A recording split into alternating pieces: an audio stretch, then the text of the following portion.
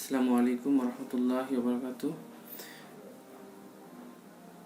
আশা করি সবাই ভালো আছেন। আমাদের এই ইঞ্জিনিয়ারিং অ্যান্ড কনস্ট্রাকশন ইউটিউব চ্যানেলে আপনাদের স্বাগতম, এবং যারা আমাদের চ্যানেলটিকে সাবস্ক্রিপশন করে লাইক দিয়ে আমাদের সাথে সবসময় আছেন তাদেরকে অসংখ্য ধন্যবাদ। আমরা এর আগে আমাদের ডুপ্লেক্স হাউস ডিজাইনের সিরিজটিতে এই বিল্ডিংটি দেখিয়েছিলাম আপনাদেরকে, যে বিল্ডিংটি সম্বন্ধে আমরা আপনাদেরকে সম্পূর্ণ ধারণা দিয়েছিলাম। তো আমরা যখন কোনো ডিজাইন আমাদের ক্লায়েন্টকে অথবা আমাদের যারা যারা যারা শুভাকাঙ্ক্ষী আছেন, যারা আমাদের কাছ থেকে নিয়মিত ডিজাইনের আপডেট দেখতে চান, তাদেরকে আমরা ডিজাইন প্রোভাইড করে থাকি।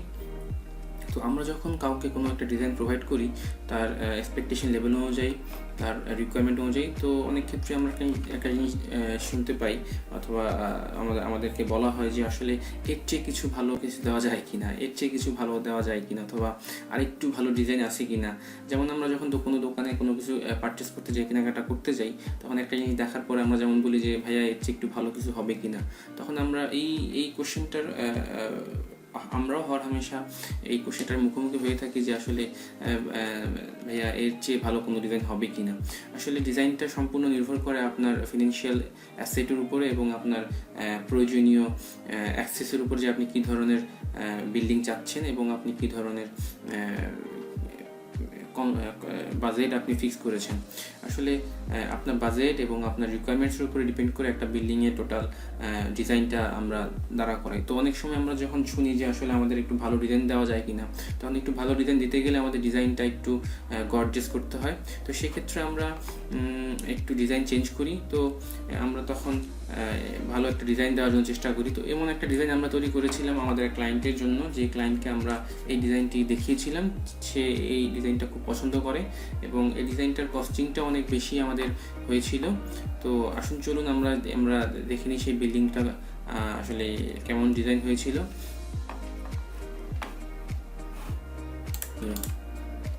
আপনারা দেখতে পাচ্ছেন এই বিল্ডিংটি, যেই বিল্ডিংটি আসলে সম্পূর্ণ একটি ডুপ্লেক্স এবং এই ডিজাইনটি আমরা আমাদের ক্লায়েন্টকে দেখিয়েছিলাম। ক্লায়েন্ট খুব পছন্দ করেছিল এবং সে কনস্ট্রাকশন করার জন্য খুবই আগ্রহ প্রকাশ করেছিল। কিন্তু আসলে যখন আমরা আমাদের এস্টিমেশন আমরা করি এই বিল্ডিংটি কনস্ট্রাকশনের জন্য কেমন খরচ হবে, তখন আসলে ক্লায়েন্ট আর এটা করতে চায়নি। তো আসলে এই বিল্ডিংটি খুবই একটি সুন্দর বিল্ডিং। আপনারা দেখতে পাচ্ছেন যে এই বিল্ডিংটি যদি কেউ তার বাংলো বাড়ি হিসেবে ব্যবহার করতে চায় অথবা কটেজ বাড়ি হিসেবে ব্যবহার করতে চায়, এটি খুবই একটি সুইটেবল ডিজাইন এবং ডুপ্লেক্স হাউস। এই ডিজাইনটি আসলে আপনি চাইলেই খুব সুন্দরভাবে আপনি আর্কিটেক্ট ডিজাইন দিয়ে আপনি করে ফেলতে পারবেন এবং চাইলে আমাদের হেল্প নিতে পারেন। তো এই বিল্ডিংটির যেটা হচ্ছে, এই বিল্ডিংটির আউটলুকটা খুব সুন্দর। যে আপনি যদি দেখেন যে আউটলুকে আমাদের সুন্দর একটা কার পার্কিং আছে এখানে, এবং এর এন্ট্রিটা একটু স্টেপ দিয়ে গিয়ে আমাদের সামনে একটা সুন্দর সিটিং আছে। এবং এর যদি আপনি পাশে খেয়াল করেন যে আমাদের এখানে পাশে খুব আমরা গার্ডেনিং রেখেছি এবং পেভমেন্টের একটা ওয়াকওয়ে অথবা পেভমেন্টের একটা টাইলসের সামনে ফ্রন্টে একটা আমরা সুন্দর হাঁটাচলা করার অথবা আপনার টাইলসের যেই ওয়াকওয়ে, সেটা আমরা রাখার চেষ্টা করেছি। এবং উপরে যদি আপনি খেয়াল করেন যে উপরে একটা ডিজাইন আমরা করেছি, যে ডিজাইনটাতে সুন্দর আমরা লোভার করে আমরা ডিজাইনটা করেছি। আসলে এই ডিজাইনটা দেখতে একটু এই ডিজাইনটা দেখতে অনেকটাই ব্যয়বহুল মনে হলেও খুব বেশি একটা আমাদের এই বিল্ডিংয়ের ডিজাইন অনুসারে ব্যয়বহুল মনে হয়নি। কিন্তু তারপরেও ক্লায়েন্টের আসলে অনেক ধরনের বাজেট থাকে, যে বাজেটের বাইরে আসলে গিয়ে আমরা কাজ করতে পারি না, এবং ক্লায়েন্টেরও একটা রিকোয়ারমেন্ট থাকে, তার একটা বাজেট থাকে, তার বাইরে কাজ করতে পারি না। আপনি যদি এই বিল্ডিংটা খেয়াল করেন, এই বিল্ডিংটার উপরে ছাদটা হচ্ছে আমাদের টালি দিয়ে করা। আমরা উপরে টালি ব্যবহার করেছি রুফের জন্য।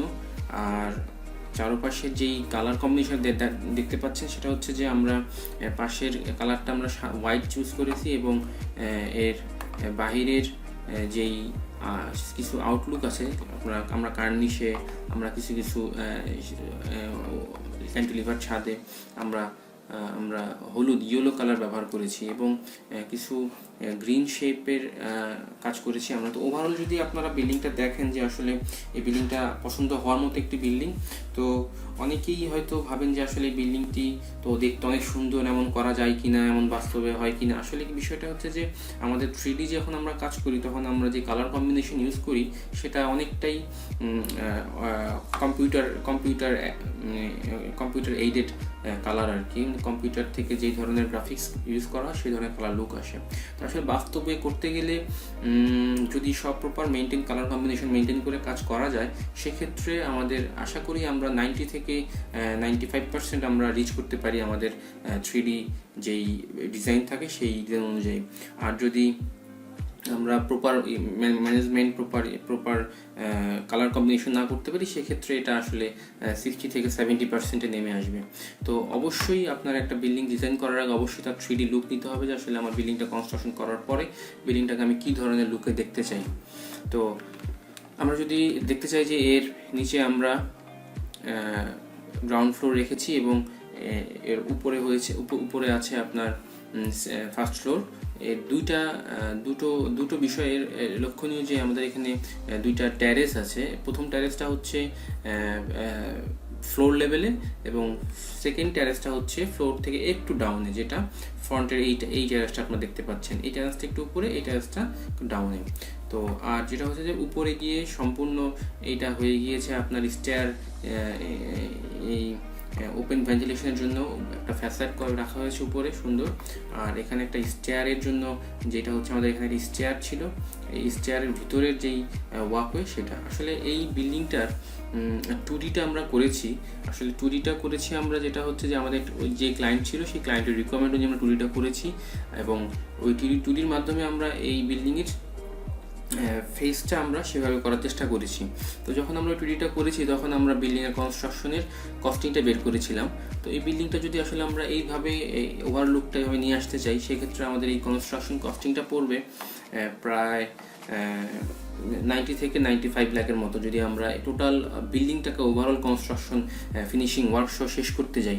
তো আসলে যাদের বিগ অ্যামাউন্টের বাজেট আছে, যারা ডুপ্লেক্সের জন্য ভালো বাজেট ঠিক করেছেন, তারা আসলেই হয়তো 90 থেকে 95 লাখ টাকার মধ্যে বিল্ডিংটি করতে আগ্রহী হবেন।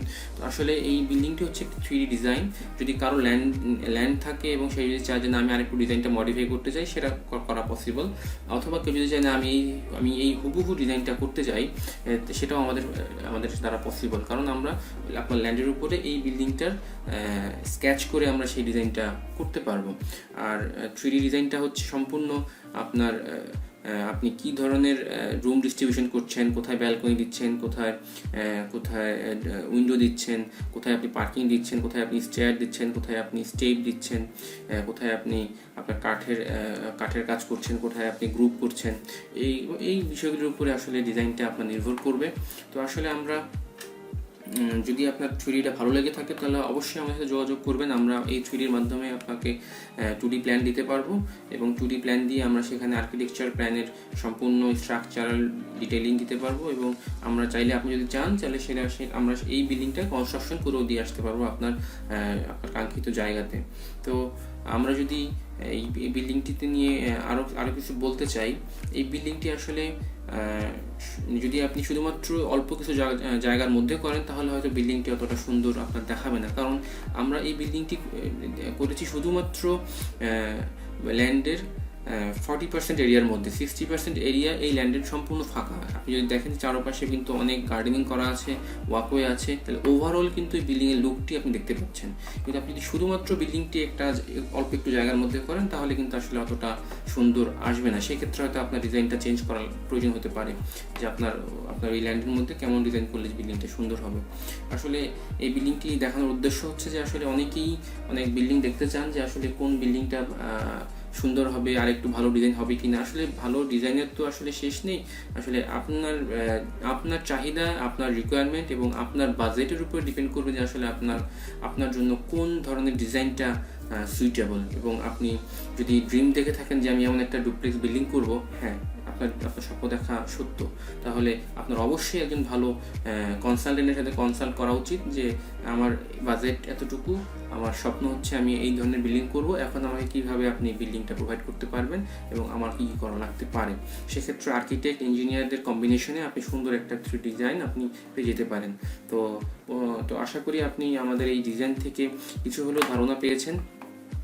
আর কখনোই ভুল করে 2D ডিজাইনের উপরে বিল্ডিং করে ফেলবেন না, কারণ 2D ডিজাইনের উপর বিল্ডিং করলে পরে আপনি বিল্ডিংয়ের আউটলুকটা আপনি কেমন করবেন সেটা নিয়ে আপনার খুবই দ্বিধাদ্বন্দ্বের ভিতরে পড়তে হবে। তো অবশ্যই আপনি অথবা আপনি কোনো বিল্ডিং করতে যাবেন তো অবশ্যই কোনো আর্কিটেক্ট এবং ভালো ইঞ্জিনিয়ারদের সহযোগিতা অবশ্যই আপনি নেবেন।